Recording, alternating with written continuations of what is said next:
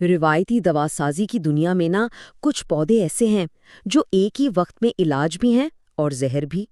آج ہم ایک ایسی ہی پراسرار اور طاقتور جڑی بوٹی کی دنیا کو سمجھنے کی کوشش کریں گے جس سے منکس ہوڈ کے نام سے جانا جاتا ہے۔ اس کا ایک مشہور نام وولفس بین بھی ہے، یعنی بھیڑیے کا زہر۔ اب یہ نام ہی اپنے آپ میں ایک سوال کھڑا کر دیتا ہے کہ آخر یہ پودا ہے کیا؟ کوئی قدیم علاج یا پھر ایک جان لیوا زہر؟ اور سچ پوچھیں تو اس کی یہی دوہری فطرت اسے اتنا دلچسپ بنا دیتی ہے۔ تو اس سوال کا جواب ڈھونڈنے کے لیے سب سے پہلے تو اس پودے کو تھوڑا قریب سے جاننا پڑے گا۔ آخر یہ ہے کیا، دکھتا کیسا ہے، اور اس کی اصل پہچان کیا ہے؟ کسی چیز کی اہمیت کا اندازہ اکثر اس بات سے لگایا جا سکتا ہے کہ اس کے کتنے نام ہیں۔ اسے عام طور پر تو مونکس ہوڈ کہتے ہیں۔ سائنسی دنیا میں اس کا نام ایکونیٹم ہیٹروفائلم ہے، لیکن روایتی طب میں اسے وجہ ترکی اور آتیس جیسے ناموں سے بھی پکارا جاتا ہے۔ اس کی شکل و صورت بھی بڑی خاص ہے۔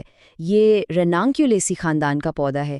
اس کے گہرے سبز پتے ایسے ہوتے ہیں جیسے ہاتھ کی انگلیاں کٹی ہوئی ہوں، لیکن اس کی جو اصل پہچان ہے وہ ہیں اس کے ہیلمٹ جیسے نیلے یا جامنی پھول اور اس کی موٹی کڑوی جڑ جو باہر سے تو بھوری ہوتی ہے لیکن اندر سے ایک دم سفید۔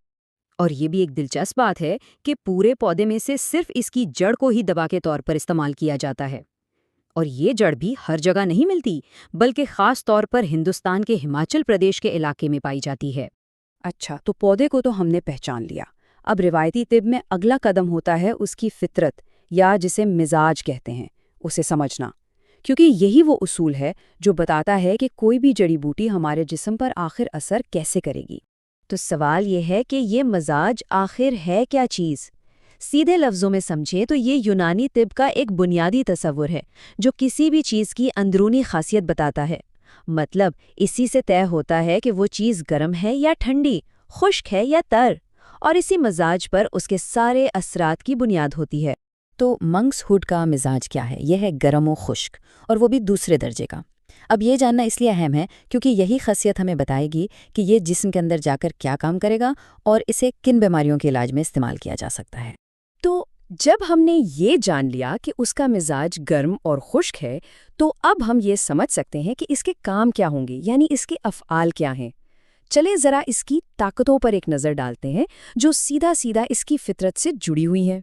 تو سب سے پہلی اور سب سے اہم طاقت یہ ہے دافع حمیات، یعنی یہ ایک بہترین بخار شکن ہے۔ اس میں جسم کی تپش اور بخار کو کم کرنے کی زبردست صلاحیت ہوتی ہے۔ پھر اس کا دوسرا بڑا کام ہے قابض ہونا۔ قابض کا مطلب کیا ہے؟ مطلب یہ جسم کے ٹیشوز کو سکیڑتا ہے، انہیں سخت کرتا ہے۔ طب کی دنیا میں اس خاصیت کے بہت سے استعمال ہوتے ہیں۔ اور تیسری طاقت ہے حابس الدم، یعنی خون روکنے والا۔ اور اگر آپ غور کریں تو یہ اصل میں اس کی قابض والی خاصیت سے ہی جڑا ہوا ہے۔ جب ٹیشوز سکڑتے ہیں تو خون کا بہاؤ بھی رک جاتا ہے۔ مگر کہانی یہی ختم نہیں ہوتی، اس کے اور بھی کئی فائدے بتائے جاتے ہیں۔ اسے معدے کے لیے ٹونک مانا جاتا ہے، یعنی مقوی معدہ، پورے جسم کو طاقت دیتا ہے، مطلب مقوی بدن ہے۔ اور ساتھ ہی یہ اسہال اور پیچش میں بھی کام آتا ہے، اور اسے ایک محرک باہ کے طور پر بھی جانا جاتا ہے۔ ٹھیک ہے، تو ہم نے اس کی طاقتیں تو جان لی، لیکن اصل سوال تو یہ ہے کہ ان کا استعمال کہاں ہوتا ہے، مطلب عملی طور پر یہ کس کام آتی ہے۔ آئیے دیکھتے ہیں کہ ان طاقتوں کو کن مقاصد کے لیے استعمال کیا جاتا ہے۔ یہاں دیکھیں کتنا سیدھا تعلق ہے، کیونکہ یہ بخار شکن ہے تو اسے نوبتی بخاروں میں استعمال کرتے ہیں۔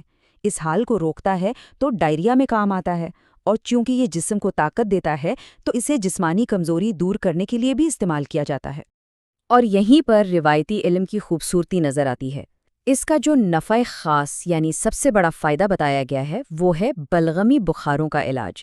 یہ بات دکھاتی ہے کہ روایتی علم میں علاج کتنا مخصوص اور گہرا ہو سکتا ہے۔ اب دیکھیں، کوئی بھی چیز جو اتنی طاقتور ہو اس کے استعمال کے کچھ قاعدے قانون بھی ہوتے ہیں۔ تو چلیں اب ذرا اس کا یوزر مینول دیکھ لیتے ہیں کہ اسے استعمال کرتے ہوئے کن باتوں کا خیال رکھنا چاہیے۔ تو اس کی خوراک کتنی ہے؟ کتابوں کے مطابق 3 سے 5 ماشا۔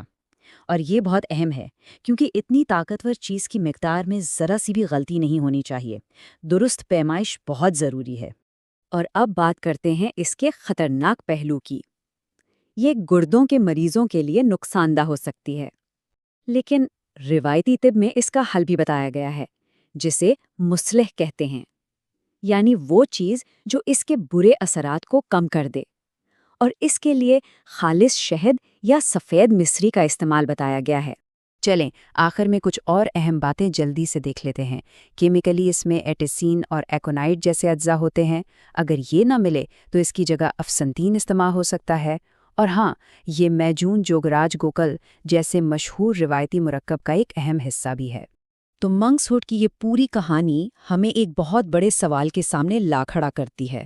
یہ پودا ہمیں سکھاتا ہے کہ قدرت میں طاقت اور خطرہ دونوں ساتھ ساتھ چلتے ہیں۔ اصل چیلنج یہ نہیں کہ ہم ان میں سے کسی ایک کو چن لیں، بلکہ یہ ہے کہ علم اور احتیاط سے ان دونوں کے بیچ توازن کیسے قائم کیا جائے، کیونکہ فطرت کی ہر طاقتور چیز کی طرح اس کی اصل قدر اس کے صحیح استعمال ہی میں